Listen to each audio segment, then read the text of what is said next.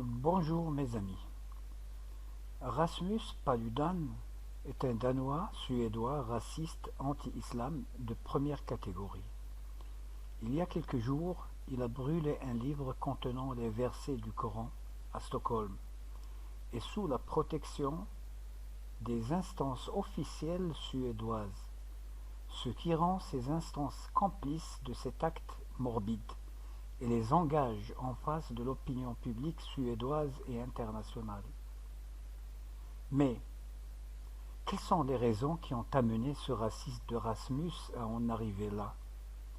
Certainement, il a découvert qu'au Coran il y a des versets qui l'ont survolté, comme des versets qui incitent à la violence, par exemple, ou des versets qui incitent à la haine ou au meurtre.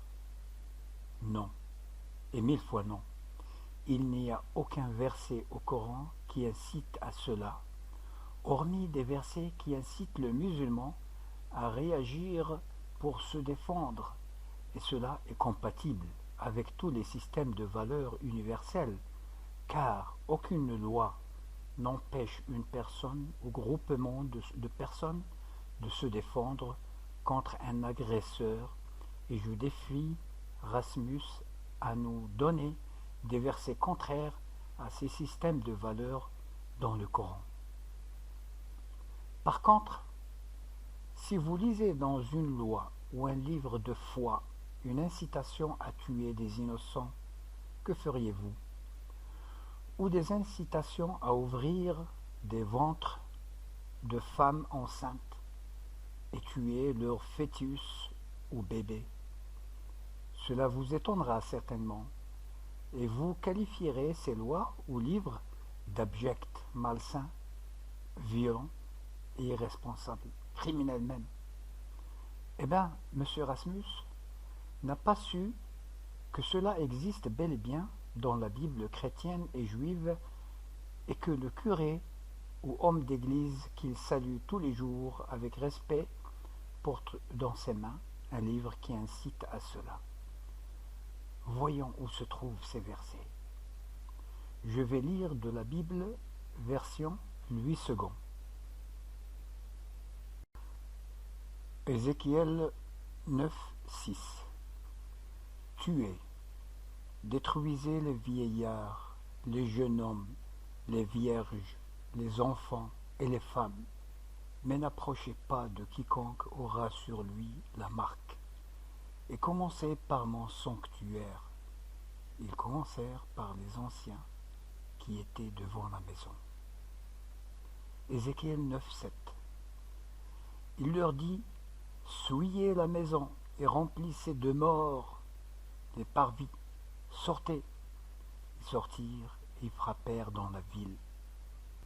Comme ils frappaient et que je restais encore, je tombai sur ma face et je m'écriai: ah Seigneur éternel, détruiras-tu tout ce qui reste d'Israël en répandant ta fureur sur Jérusalem?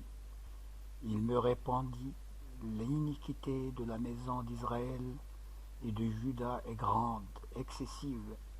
Le pays est rempli de meurtres, la ville est pleine d'injustice, car ils disent: l'Éternel a abandonné le pays, l'Éternel ne voit rien.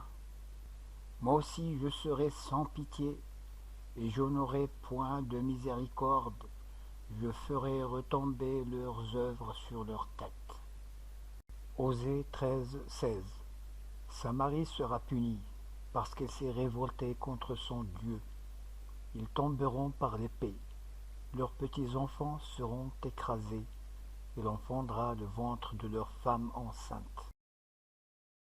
Après avoir présenté ces spécimens de violence que le Dieu de la Bible exerce ou incite ses adeptes à commettre sur des innocents, je défie non seulement Rasmus, mais n'importe qui osera qualifier le Coran de livre de violence ou de haine, et je le défie à me citer pareille atrocité au Coran.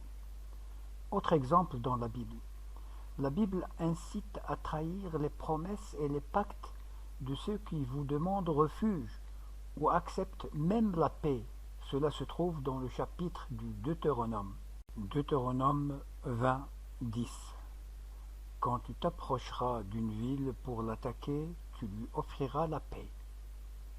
Si elle accepte la paix et t'ouvre ses portes, tout le peuple qui s'y trouvera te sera tributaire et asservi. Tout le contraire se trouve au Coran, chapitre At-Tawbah, verset 6. Et si l'un des associateurs te demande asile, accorde-le lui, afin qu'il entende la parole d'Allah, puis fais-le parvenir à son lieu de sécurité, car ce sont des gens qui ne savent pas. Nous voyons que le Coran respecte l'ennemi pacifiant, qui signe un pacte de paix, ce qui a inspiré même l'humanité à élaborer des conventions telles que la Convention de Genève. Cette convention a été dictée au Coran 14 siècles auparavant. Aussi, je demande à tous les non-musulmans qui regardent cette vidéo de ne pas emprunter ce chemin de haine construit sur des briques d'ignorance ou des motifs politiques ignobles, exploitant la misère des citoyens honnêtes pour se faire une place quelconque dans les sphères politiques.